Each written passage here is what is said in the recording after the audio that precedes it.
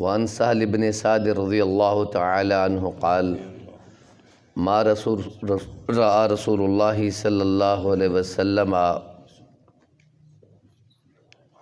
النقی من حین ابتعث اللہ تعالی حتی قبضہ اللہ تعالی فقیل له هل كان لكم في عهد رسول الله صلی اللہ علیہ وسلم مناخل قال ما رأى رسول الله منخلا من حين ابتعثه الله تعالی حتی قبضہ اللہ تعالی۔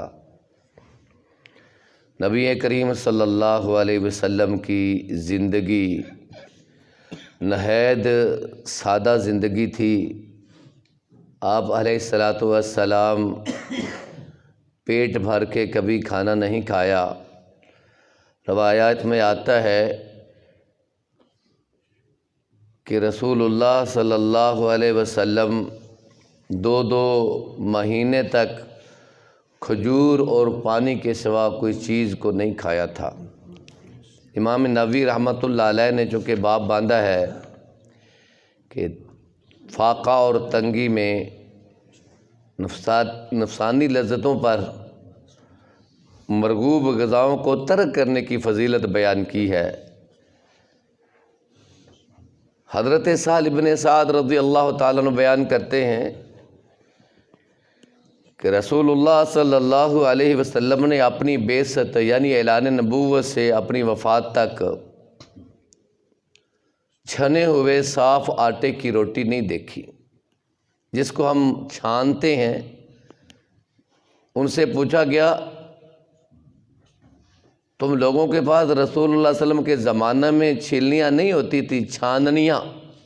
تو انہوں نے جواب دیا رسول اللہ صلی اللہ علیہ وسلم نے اپنی نبوت سے اپنی وفات تک کوئی چھلنی دیکھی نہیں۔ پھر ان صحابہ سے پوچھا گیا تم لوگ بغیر چنوں میں جو کی روٹی کیسے کھاتے تھے؟ انہوں نے جواب دیا ہم جو کو پیستے، پھر اس میں پھونک مارتے، پھر اس میں سے جو اڑتا وہ اڑ جاتا اور جو باقی رہتا ہم اسے گوندھ لیتے اور اس کا کھانا بنا لیتے۔ دوسری روایت میں اس طرح تھوڑی سی لمبی ہے لیکن نہایت مختصر، سیدنا ابو ہریرہ رضی اللہ تعالیٰ عنہ بیان کرتے ہیں، صحیح مسلم کتاب الاشربہ کے اندر یہ حدیث موجود ہے۔ فرماتے ہیں کہ رسول اللہ صلی اللہ علیہ وسلم ایک دن یا ایک رات کو گھر سے باہر نکلے تو ابو بکر عمر سے ملاقات ہوئی۔ پوچھا تمہیں کس چیز نے باہر نکالا ہے؟ تو وہ کہنے لگے یا رسول اللہ صلی اللہ علیہ وسلم بھوک نے۔ آپ نے ارشاد فرمایا اس اللہ کی قسم جس کے ہاتھ میں میری جان ہے، مجھے بھی اس چیز نے باہر نکالا ہے جس نے تمہیں نکالا ہے، چلو اٹھو۔ چنانچہ دونوں آپ کے ساتھ چل پڑے۔ آپ ایک انصاری صحابی رضی اللہ عنہ کے پاس آئے اور اس وقت گھر میں موجود نہیں تھا۔ اس کی بیوی نے دیکھا کہ اللہ کے رسول اور صلی اللہ علیہ وسلم کے ساتھ ان کے ساتھی ہیں، تو کہتی الحمدللہ آج مجھ سے زیادہ معزز مہمانوں والا کوئی نہیں۔ کیا کہنے، آج تو ہمارے گھر میں مہمان آئے ماتھے پہ شکن پڑ جاتے ہیں، تیور بدل جاتے ہیں، کھانا کھلانا پڑے گا، لیکن صحابیہ کہتی ہے الحمدللہ آج مجھ سے زیادہ میزبان کوئی نہیں۔ اچھا، پھر وہ گیا اور کھجور کا ایک خوشہ لایا جس میں گدری کھجوریں، خشک اور تر کھجوریں تھیں، اور کہا کھائیں۔ تو رسول اللہ صلی اللہ علیہ وسلم نے اللہ اکبر خود اس سے چھڑی پکڑ لی۔ رسول اللہ صلی اللہ علیہ وسلم نے فرمایا دیکھو دودھ دینے والی بکری جو ہے اس کو ذبح کرنے سے بچنا۔ اس نے اس کے لیے بکری آپ کے لیے ذبح کی اور اس کا گوشت رسول اللہ صلی اللہ علیہ وسلم کو کھلایا، خوشے سے تر کھجوریں لائے، پانی پیا، سیر ہو کر شراب ہو گئے تو رسول اللہ صلی اللہ علیہ وسلم نے ابو بکر اور عمر سے فرمایا اللہ اکبر والذی نفسی بیدہ لتسألن عن ھذا النعیم یوم القیامہ، اس ذات کی قسم جس کے ہاتھ میں میری جان ہے، تم سے قیامت کے دن ضرور بھی ضرور سوال کیا جائے گا ان نعمتوں کے بارے میں ابھی جو تم نے کھائی ہیں۔ تمہیں پوچھا جائے گا تمہیں بھوک نے تمہارے گھروں سے نکالا لیکن اب تم ان نعمتوں سے لطف اندوز ہو کر اپنے گھروں کو لوٹ رہے ہو۔ اس حدیث سے کیا سبق ملتا ہے؟ رسول اللہ صلی اللہ علیہ وسلم کی زندگی نہایت سادہ، یعنی جو کچھ کیا دین کے لیے کیا، خدمت خلق کی، خود بھوکے رہے، یہاں تک کہ اللہ کے نبی صلی اللہ علیہ وسلم بھوک کی وجہ سے گھر سے نکلے، ابو بکر عمر بھی نکلے، اور اللہ کے نبی کی وہ حدیث نہ بھول جائے، فرمایا اللہم انی اعوذ بک من الجوع فانہا بیس الجیع، اے اللہ میں تجھ سے بھوک سے پناہ چاہتا ہوں، اس لیے کہ بھوک تو بندے کو بری طرح لٹا دیتی ہے۔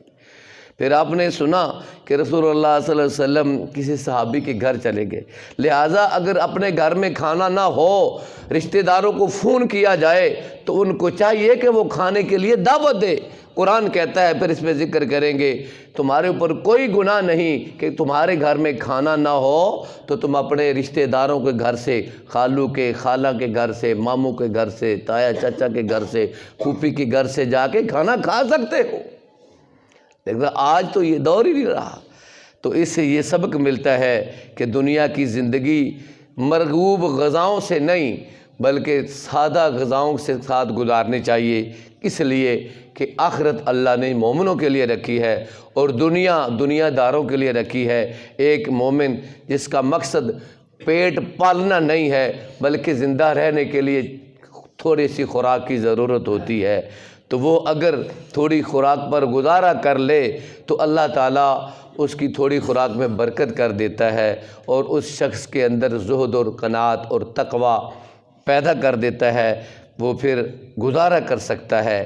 اس پر ہمارے اوپر لاکھوں کروڑوں نعمتوں کا وجوب آتا ہے کہ ہم اللہ کی نعمتوں کا شکر کریں۔ اس زمانے میں کتنے مرغوب کھانے کھاتے ہیں، لیکن کبھی غور کیا ہے؟ اللہ کے رسول صلی اللہ علیہ وسلم نے فرمایا قیامت کے دن تمہیں ان نعمتوں کا جواب دینا ہوگا۔ اللہ ہمیں شکر کرنے کی توفیق عطا فرمائے اور کھانا کھا کر الحمدللہ پڑھنے کی توفیق دے، اور ان لوگوں کا بھی خیال رکھنے کی توفیق دے جو ہمارے پڑوس میں، عزیزوں میں، رشتہ دار بھوکے اور پیاسے ہیں۔ اللہ تعالیٰ عالم اسلام کی مدد فرمائے۔ اللہم انصر الاسلام والمسلمین، اللہم اعز الاسلام والمسلمین واذل الشرک والمشرکین ودمر علی اعداء الدین۔ اللہم من احییتہ منا فحی علی الاسلام، اللہم اقضی حاجاتنا وحاجات المسلمین، اللہم اشف مرضانا ومرضى المسلمین، وما علی الا البلاغ المبین۔